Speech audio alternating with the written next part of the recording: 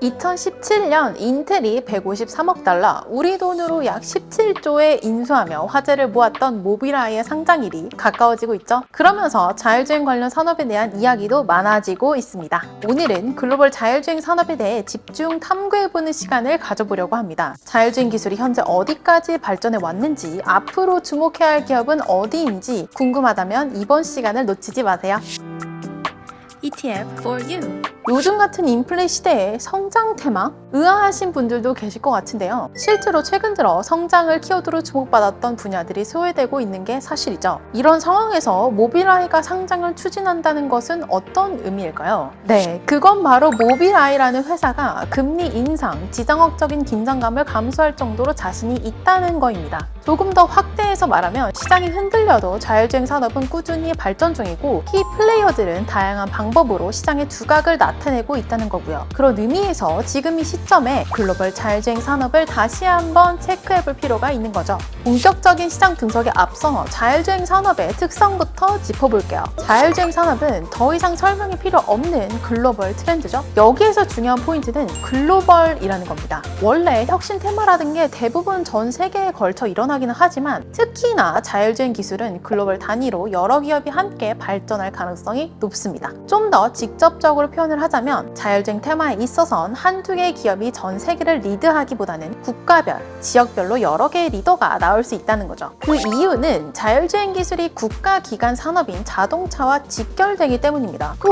기술 특성상 도시 곳곳을 지도로 세세하게 인식해야 하기 때문에 지역별, 국가별 보안 이슈도 걸려 있습니다. 따라서 자율주행 산업, 전기차에 투자할 땐 글로벌로 또 다양한 기업에 투자하는 것이 중요합니다. 지금부턴 자율주행 기술의 현 주소를 체크해 볼 건데요. 국가별, 지역별 자율주행 기술은 어디까지 와 있을까요? 현 시점에서 자율주행 기술을 리드하는 국가는 단연 미국입니다. 보통 미국과 유럽을 하나로 묶어서 보기도 하는데요. 미국의 IT 기업들이 유럽의 전통 완성차 기업과 협업해서 자율주행 전기차를 개발하는 경우가 많기 때문이에요. 마이크로소프트와 폭스바겐이 자율주행 클라우드 시스템을 함께 만들고 있는 것처럼요. 산업연구원 설문조사에 따르면 미국의 자율주행 기술력을 100점으로 봤을 때 중국은 85점, 한국은 80점 정도로 평가됩니다. 자율주행 기술의 레벨로 따지면 미국은 2.5에서 3레벨, 중국은 2레벨 정도에 도달한 것으로 파악되고요. 잠깐 부연 설명을 하자면 자율주행 기술은 0부터 5단계까지 총 6개의 레벨로 나눠지는데요. 도로에서 스스로 차선을 변경하고 속도를 조절하는 조건부 자율주행이 3레벨, 사람의 개입 없이 스스로 운전하는 것이 4에서 5레벨에 해당합니다. 레벨 3에 가장 가까운 자율주행을 선보인 곳은 테슬라인데요. 영상, 사진을 이용한 테슬라의 FSD 베타 기술은 2021년 9월부터 6만 명이 사용한 결과 올 4월까지 단 한 건의 사고도 보고되지 않았다는 점에서 굉장히 고무적이라 할 수 있어요.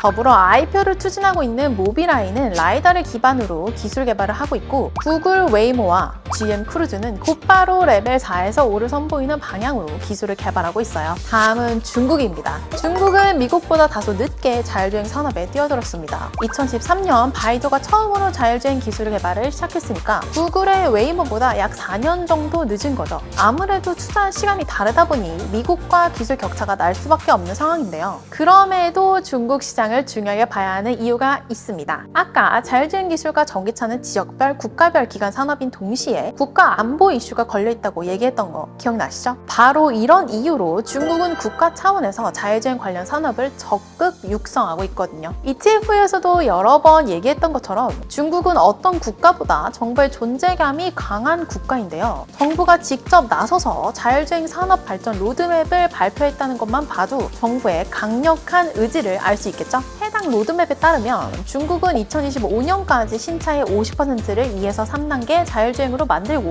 2030년에는 70%까지 확대하는 것이 목표인데요. 현재 가장 많은 누적 테스트 규모를 확보하고 있는 바이두를 필두로 향후 10년 동안 중국의 자율주행 산업은 빠르게 발전할 것으로 전망됩니다. 이런 점들을 종합해서 골라온 오늘의 추천 상품은 타이거 글로벌 자율주행 전기차 솔락티브 ETF인데요. 미국의 테슬라, 웨이모의 모회사인 구글, 애플카를 내세우는 애플을 비롯해 크루즈를 개발 중인 GM과 폭스바겐, 중국의 자율주행 시장을 리드하는 바이두 등 앞서 언급한 기업들을 모두 보유하고 있는 상품입니다. 말 그대로 자율주행 전기차 시장을 글로벌하게 투자하는 상품이죠. ETFU 이번 시간에는 혼란한 금융시장과는 별개로 꾸준히 기술 발전을 이룩하고 있는 글로벌 자율주행 산업에 대해 알아보는 시간을 가져봤는데요. 여러분들의 투자 고민, 앞으로도 ETFU가 함께하겠습니다. 다음 시간도 기대해주세요. 안녕!